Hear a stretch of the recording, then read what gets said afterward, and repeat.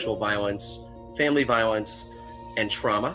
It's really hard to just look at somebody and say that person's a predator. What you have to do is look at the behaviors and listen to the things that they say. We met before. It's hard to forget those eyes. Look at those eyes. Look at them. Can I go with just alone? Very good.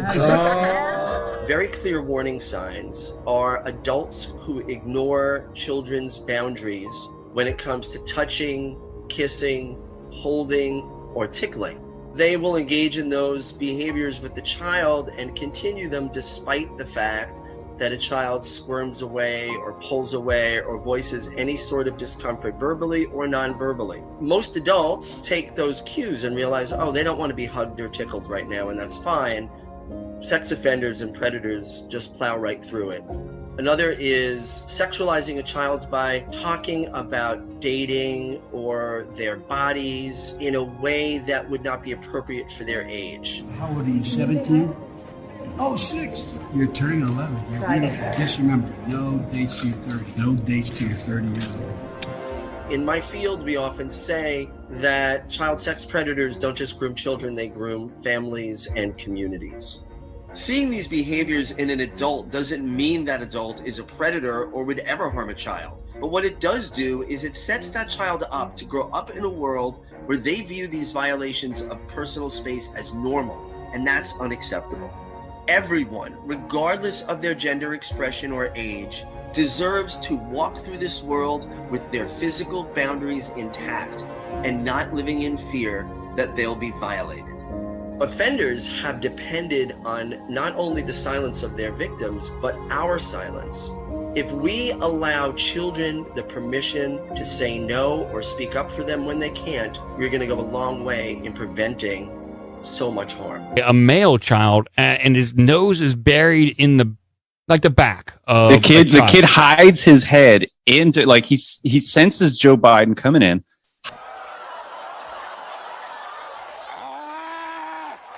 I can still see it. Probably the most famous example. Biden leans uncomfortably close to a 13-year-old girl, whispers something in her ear, then tries to kiss her as she instinctively jerks away. I'm sure that that's all completely normal. In this clip, Biden appears to grope the chest area of a little girl. The close-up shows her visibly pull away right as it happens.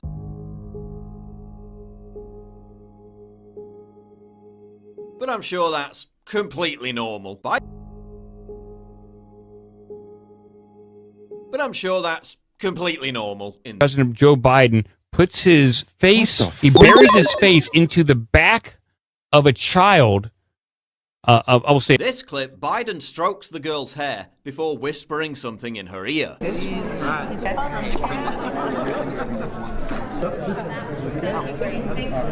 But I'm sure that's all completely normal. In this clip, Biden kisses a young girl 3 times as she squirms uncomfortably, while he says, "Don't tell anybody." Completely normal, before weirdly stroking the face of her younger sister. Grandpa's one of those guys. That's nice of you to say. No, I'm not saying it. He knows I do. The mother seems keen to leave quickly, but I'm sure that's all completely normal. To your 30.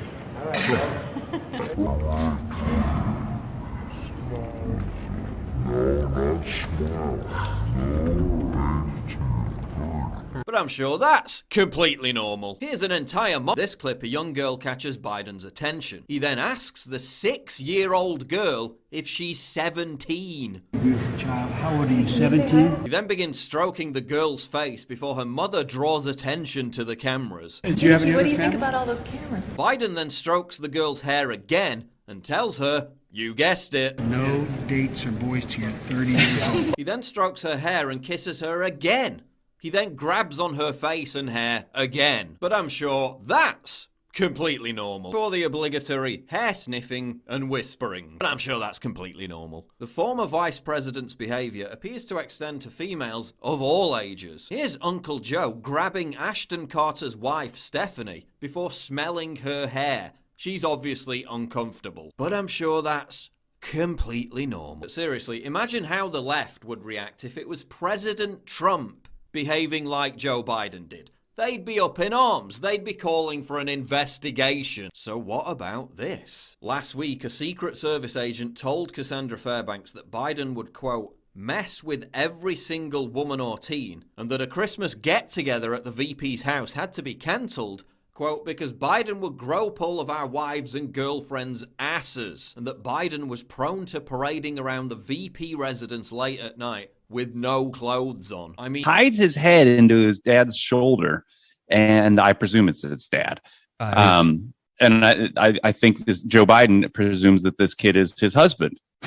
Biden cupped the breast of a Secret Service agent's girlfriend during a photo, prompting the agent to shove Biden. Congress has paid out $17 million in secret settlements to victims of sexual harassment. It would be incredibly naive to think that this isn't going to come up if Biden runs for president in 2020. Indeed, many on the left are terrified that it could sink Biden's campaign and hand Trump a second term.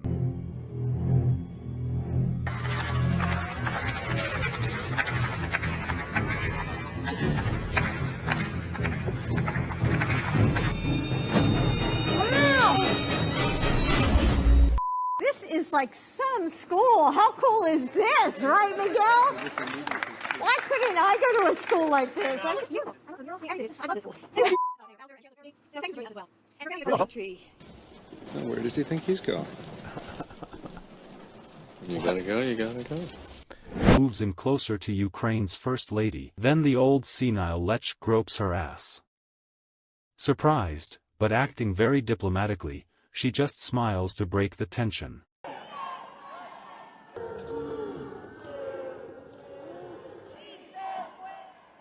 Kids, come on over here, okay? Picture. I want you next to me. I want you next to me. Oh, yeah, sister, you come over this side. Come on over this side. Okay? Come on, sis, you get right in the middle of me. Mom, you get right in the middle. Come on, Dad. Okay, here you go. My daughter and granddaughters, no serious guys till you're 30. Okay. No what? No serious guys till you're 30. I'll keep that in mind. Here, once again, are the words from Ashley Biden's diary. Quote, I've always been boy crazy, she wrote, hypersexualized at a young age. I remember somewhat being sexualized with a family member. I remember having sex with friends at a young age. Showers with my dad, probably not appropriate. Uncomfortable to plain awkward as Biden bent down slightly, apparently to whisper in Carter's ear. The so-called awkward moment. I mean, if you thought he's been doing creepy shit before, which he has, this is maybe the creepiest thing he's ever done. Well, you know, I sit on the stand and it get hot. I got hairy legs that turn blonde in the sun. And the kids used to come up and reach in the pool and rub my leg down so it was straight, and then watch the hair come back up again. They'd look at it. So I learned about roaches. I learned about kids jumping on my lap. And I've loved kids jumping on my lap. He reckoned if he surrounded himself with kids. It's awesome and fun. I got hairy legs, and the kids used to come up and reach in the pool and rub my leg down, and I've loved kids jumping on my lap. There's the city of Justice Thomas, Justice Kavanaugh, Herman Cain. Just as a man is about to ascend to a high position, a woman suddenly comes forward with an allegation of a long ago sexual impropriety.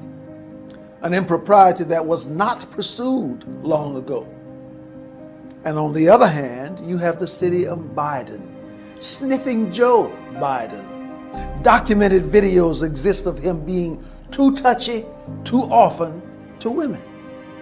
In this city, the allegation of impropriety was reported and a complaint formally registered long ago when he did it. Now wait, it gets better.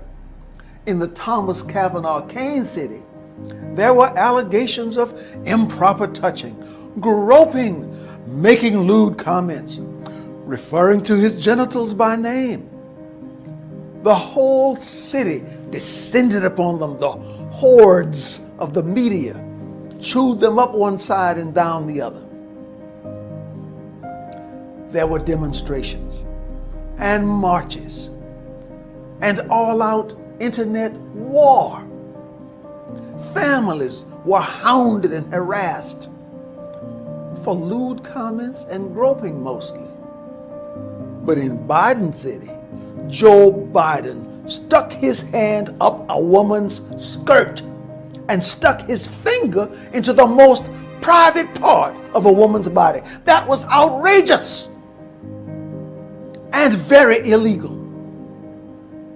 But I haven't seen, and I've been watching for it, but I haven't seen the outrage. I haven't seen the demonstrations. The protests are absent. The newspaper and TV journalists seem like their tongues were stolen by the big bad wolf. They're silent. 2 cities, D.C. treated these Republicans with harassment and slanderous comments.